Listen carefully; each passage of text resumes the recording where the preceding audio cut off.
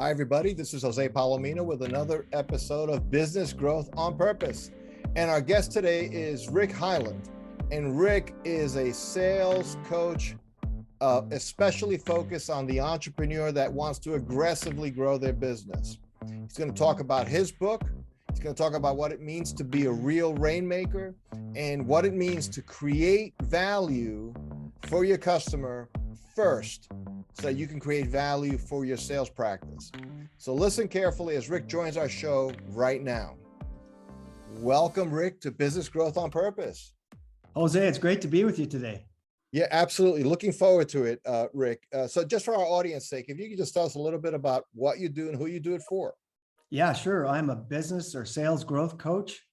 And I'm the last couple of years, what I've been focusing on is helping entrepreneurs grow and scale their business, those that want to grow and scale their business. And usually it's between 1 million and 50 million. So that's kind of my niche in all sorts of different industries, but really entrepreneurs that really want to get aggressive on scaling and growing their business. So I love that word, aggressive, right? So in the pre-interview, we talked a little bit about this and just the fact that, if you asked an owner, would you like to make more money? Sure, who would want more money? Are you willing to work for it? So has that been your experience that not everybody, just because they own a business doesn't mean they're actually focused on growth? Yeah, great point. And most people, what I'm finding as well in the entrepreneurs and as they're trying to grow their business is that they don't have a robust business plan, a robust multi-lever lead generation strategy. They build this great piece of software, this great product or service. They keep perfecting that online or wherever it might be. And then all of a sudden they go, build the sales and marketing plan and they don't have one, they don't have budget for it. And so it does take a mindset that I have to have some budget. This is an important part of the plan, which isn't always the case. I think most entrepreneurs love the idea that I'm going to build this perfect mousetrap and everybody's just going to go running to my website. And it takes a lot more work than that. And even more than word of mouth and social media, which those are really good levers, right? But that's, if you want to really scale your business, you need a lot more than those two working for you. So yeah, just the awareness that, in fact, one of my questions I always screen before I start working with a client is, are you willing to invest? Are you willing to improve and try new methods and skills and tools in order to invest? And if the answer to those two, and are you a B2B sale? If the answer to those three questions are yes, you're in my sweet spot. Let's work together. I can help you scale. Right. But any no or any hedge on those answers is a red flag for you. Yeah. Oh, absolutely. And that doesn't mean they're not going to be successful, and that doesn't mean they're not a great business, but those are the kind of people that I need and want to work with in order to get them ROI on their investment. Well, it's interesting because, sometimes when I'm in like a group presentation, I'll ask a question similar to that, but I just say, how many of you get most of your business from referrals? And people are very excited to raise their hand to that question, but that just means you're not marketing on purpose. You're just hoping that people say good things about you and you wait for business to come your way, which is, could be a decent lifestyle business, but it's not a growth business, right? Yeah, I mean, so many are working. Referrals are awesome. Those are the best. Those are the highest conversion ones, right? But it's often not enough. And then they add social media because it's free. And that's not a great conversion strategy unless, of course, you're, selling a commodity at $9.99 and you're, Sure. a famous influencer or something. But for most of our B2B customers or clients, that's not enough. That's a good awareness campaign. It's not a conversion campaign. So there has to be much more and I love your term there of both what you just said and your show, on purpose. Have a purposeful, strategic marketing strategy rather than just hanging on social media and referrals.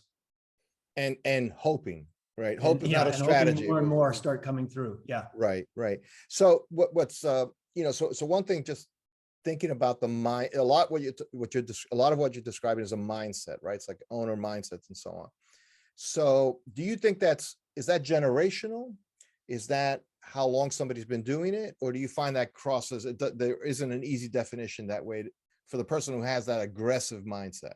Oh, that's a good question. I don't know if I can do it generational But it is interesting that, part of it, speaking of mindset, is confidence in themselves. Can I really convert, using an expert or a coach to help me? So if they really believe in their product and themselves, and they understand, like there's some interesting, I think it's Labor Bureau statistics, 70% of small businesses fail in the first 5 years, Jose. And there's 3 reasons why. One, they don't understand their financing, i.e. they run out of money. Mm-hmm. Number 2, they don't have a business plan, a really written down, cohesive, working from strategy. And number 3, they don't have, as we've already been talking about, a comprehensive marketing strategy other than referrals and social media. So those are the 3 reasons. So helping clients see that they need to have a business plan, that they need. So I actually think the younger generation is a little bit better at that, knowing that, I need to have a plan. I need to have it written. I need to have it. And some people of my generation, old school, just, I'm just going to hustle. I'm just going to work. And, Right. and as we already talked about, hope isn't a strategy and referrals aren't usually enough. So let's build a business plan. Let's have a multi-level marketing strategy in order to really scale the business. And some people are just, hesitant to invest in themselves in order to do that. They're really hoping that hope is be a strategy. And I hope this isn't, discouraging for people, but in reality, the data says that you need a written business plan and you need a multi-level marketing strategy in order to be successful as a small business. Well, especially if you want to, and 2 things. One is grow, but the other thing is also just even to hold serve is not a given. Yeah. Right. Because all of a sudden you have like, and this is the other thing, I'm sure you run into this, where somebody proudly says, oh, name the big company, Boeing, Caterpillar, they're 80% of our business. And they think that's a good thing. And you're like horrified. You're saying, whoa, that's risk. Risk is like off the charts. And I understand, like if you're like in Connecticut and you're surrounding the aerospace ecosystem, right? Lockheed's going to be one of your biggest customers, for example, if you exist at all in there from a industrial perspective. But you need to find ways to diversify. Sometimes even within the large company, there's maybe other buying centers, other groups that you can leverage and so on. So just interesting how people don't see that. And I think the other thing I have found, and I'd be interested in your take on this, Rick, is that often, especially the more industrial the company, they may have somebody with a title of sales VP or a title of marketing manager, but they're not really that good at it. I mean, I've rarely found somebody I say, wow, this person could work anywhere as a marketing strategist. I've not run into that. So why is it that owners often in those categories, it seems to me, don't really appreciate the art and science of selling and marketing as its own thing? They appreciate the engineering side, like that they understand. That's real science. The sales and marketing, that's just, talking a good game. Do you have to unpack that for some people sometimes? Yeah, absolutely. I just talked to an entrepreneur last week, and he'd spent 8 years and $1 million and hadn't done anything with sales and marketing yet, and was disappointed that his cool e-commerce site, and it was a really good e-commerce site, wasn't found by, other people. And he spent all his money and didn't have any money left for sales and marketing. And so hopefully this is a clarion call for people that right up front, you need to have a sales and marketing strategy and budget. I mean, if I could have a magic wand for every entrepreneur starting up or in that kind of 1 million, 2 million category, is to be on purpose and intentional with your marketing strategy and your marketing budget. And if I could have a second wish, that it was more than just a referral and social media strategy. If I could wave that wand across the US and Canada right now, we'd improve that statistical 70% of small businesses fail in the first 5 years. We really would, if we just went in with that intentionality on the sales and marketing side. And to your point, Jose, I always think about change and success in you need 3 factors. You need the right mindset, skill set, and tool set.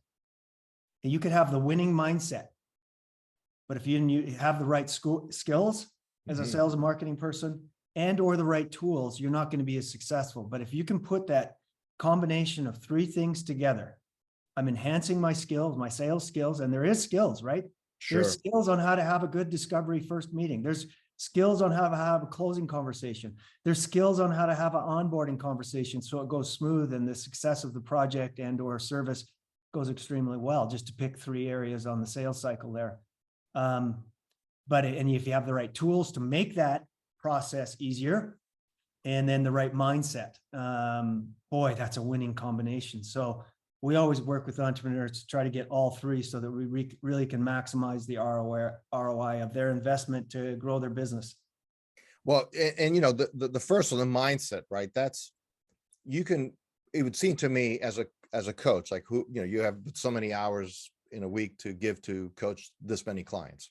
So you have to qualify them, make sure they're going to be successful. So adding skills and adding tools in the relative difficult area is easier than changing somebody's mindset. Mindset it's really hard to change. So do you find that disqualifies somebody if you think they have the wrong mindset, or can you call it out to them and say, listen, I think you're thinking in a very self-defeating way, or you're not seeing the possibilities. Let me help you. Are people open to that? The good ones are, and the successful ones are. And you're right, some aren't. I just did a training with one of my small groups on this exact idea of mindset. And we went through this exercise, Jose, and it was really quite illuminating. On the left-hand side of the paper, list all the things, the excuses, if you will, on why you're not hitting your stretch targets. Well, it's the economy. It's my business partner. It's my clients. It's Facebook marketing didn't, whatever that excuse might have been. And then going on the other side of it and saying, okay, what would the most successful salesperson in the world, what would their mindset on this excuse be? Right? Okay, it's the economy. Well, most successful mindset in the world would say, well, somebody has to make money in this economy. Yes, it's a recession. Yes, it's a tough time. Somebody's gonna. Why not me? Versus, oh, I can't do it. Or I face this a lot. I have a bad business partner, or they're not as good as they promised they would be. I have a bad sales and marketing person, or my CEO is limiting me, or whatever. Okay. What would the most successful salesperson do? What would the mindset of the most successful, the person that is going to be successful with a bad business partner? I mean, I had one person that just sold their business for a massive multiple to a private equity firm, that he literally said to his business partner, and it wasn't fair because they were 50-50 partners. Hey, it's dysfunctional. And he said it a lot better than this, but it's dysfunctional as it is. Why don't you stay home and take care of X, Y, and Z that you've been talking about and worrying about, blah, blah, blah. Give me a chance for the next year to run this business and see if we can take it home. And he did. And that partner got a 50% payout on it. But it was, it was the mindset of a successful person. If this really isn't working, and too many people would say, well, that's not fair. They own 50, they got to do 50% of the work, right, blah, blah, blah. But a successful mindset says, well, how am I going to get to a spot where we can be successful? Not worry about what's fair, but we can be successful. So analyze every one of your beliefs on why you think you can't be successful, why you're not being successful, why you're not hitting that stretch goal, hitting that IPO, that $1 billion evaluation. Analyze every one of those beliefs, and then think about it from the framework or the mindset of the most successful salesperson in the world. What would they do? And just flip the script on yourself. Right. And well, I love that question, Rick, is so powerful because it allows the person listening to the question to process this like objectively about a third party not in the room. It's not asking them, how can you change your attitude? Because they don't know how they can change their attitude, but right, they can imagine. And what's probably very powerful, I'm sure when you use it, they can really imagine what they think that best salesperson would do. They wouldn't pick the person who failed. They would imagine somebody who succeeded despite those challenges. And I love that because, again, like you said, recessions are tough for, 5% contraction in the economy is a massive contraction. That's like deadly. That still leaves 95% of businesses still happening for somebody. Figure that out. I love that. Yeah. Now, one thing, and you talk about, and certainly, Rick, you are a sales growth coach, right? So often we sometimes refer to people who are top salespeople as rainmakers. And I know you have a new book out recently on that topic. Can you tell us a little bit about that? Yeah, it's called The Truth About Being a Rainmaker, 7 Steps for Sales Excellence. It came out a couple months ago. It's been well received. And basically it's the story about how I 100x'd or how we 100x'd our consulting company over a 10-year period. It's the 7 lessons out of that. And it's the same 7 lessons that I coach entrepreneurs on. So in that book, small book, I've learned that most of the, particularly the millennial generation, they want to listen to it while they're working out or on a drive. So I kept it small, kept it on these 7 principles, and it has our success story of 100xing, and then tied in with that some of the people and organizations I've coached. So you're going to see lots of examples of these 7 principles. And by the way, number 1, Jose, on the 7 principles of sales excellence is this idea of working on purpose. That be super clear on what your purpose, your passion, your noble cause is. And if you are, and you're working on purpose, and this doesn't mean you have to be part of Apple and Google and transforming the data of the world, or creating products that are going to change the world, whatever. It could be just, I'm very passionate about helping people with credit repair. Mm-hmm. And that's, I want to help people get their financial standing. And that passion, that purpose comes through every time you put an ad out, every time you talk to somebody B2B in sales. So it starts with being on purpose. And so when you're clear on your purpose and passion, you're more resilient, you'll give up less, you'll be more, your heart will come through as you're making your sales pitch. There's lots of benefit of being on purpose, but that is the first of the 7 principles.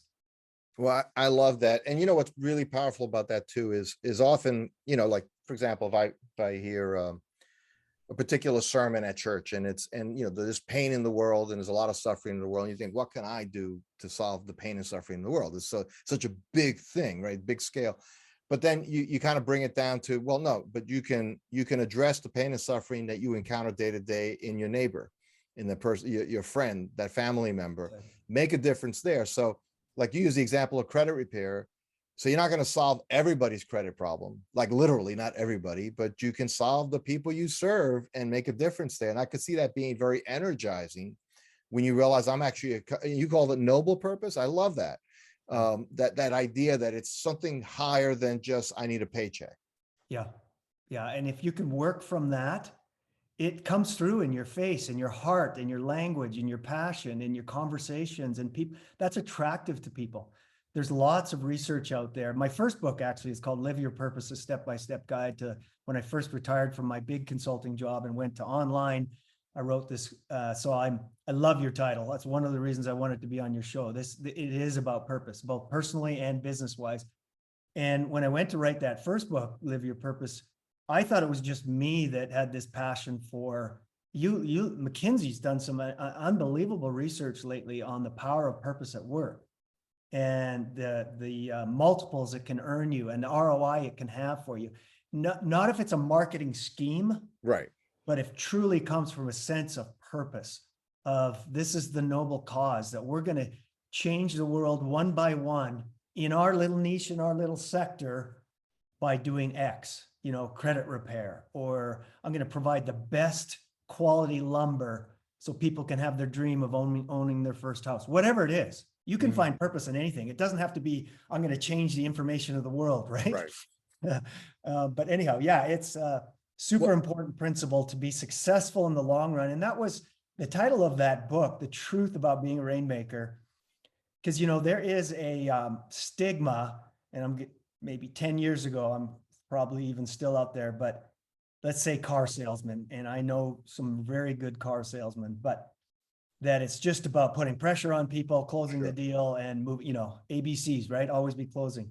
Where the truth is, if you really want to be a sustainable, long-term rainmaker, it has to be filled with trust. It has to be filled with purpose. It has to come from a sense of this noble cause that I'm helping the world. And you're a trust builder. And a trust builder means you're doing what's best for the client, not you. And then people say to me, oh, Rick, well, I got a quarterly budget or a monthly budget. Yeah, good. Well, have enough leads coming in the top of the funnel, do what's best for those leads, and you won't have any problem hitting your quarterly budget. And please do not let your clients see your quarterly sweat. Don't let them see your internal quota sweat, or they will absolutely get the impression and probably not be a client that it's about in service to you as a salesperson. But when you come off in service to them and you do what's best for them every time, I promise you over the long run, you're going to be a rainmaker. And that's the truth about being a rainmaker. It's not about heavy-handed closing. It's about building trust and doing what's best. And then over the long run and making sure you got enough leads in the funnel, like we talked about earlier, coming from a noble cause, you're going to be very successful. And that's the truth about being a rainmaker. I love that. And on that note, Rick Heyland, we're going to pause right here and just ask you a question I'm sure many of our listeners might be thinking. Hey, I want to know more about Rick, about these books and about what he does and how to contact him. So how would somebody listening connect with you? Yeah, thanks for asking. You can go on Amazon and buy the books. I also have a planner up there to help you organize, because that's one of the skills of an entrepreneur. You have to be super organized, prioritized, working off your higher goals, not just to be busy. We haven't even talked about that, but you know how important that is. But yeah, Heyland, my name is Rick Heyland. Heyland is spelled Heyland. You can email me at rheyland@gmail.com directly, or I'm on all social media with that same last name, Heyland. But probably the best place, Jose, is just go to my website. You're going to see free tools, books, courses, coaching, www.CI, continuous improvement, it stands for CI4Life, the number 4 in the middle, .org. www.ci4life.org. Fantastic. Rick, thank you so much for stopping by Business Growth on Purpose. We appreciate it. Thanks, Jose. Bye. Thanks for listening to another episode of Business Growth on Purpose. If you like the show, hit subscribe and leave us a review to help other people find the podcast. And if you're ready to take the next step in driving intentional growth for your business, come check out what we're doing at valueprop.com. We've developed industry-leading programs and systems to help B2B owners take control of their growth. Until then, thanks for listening to another episode of Business Growth on Purpose.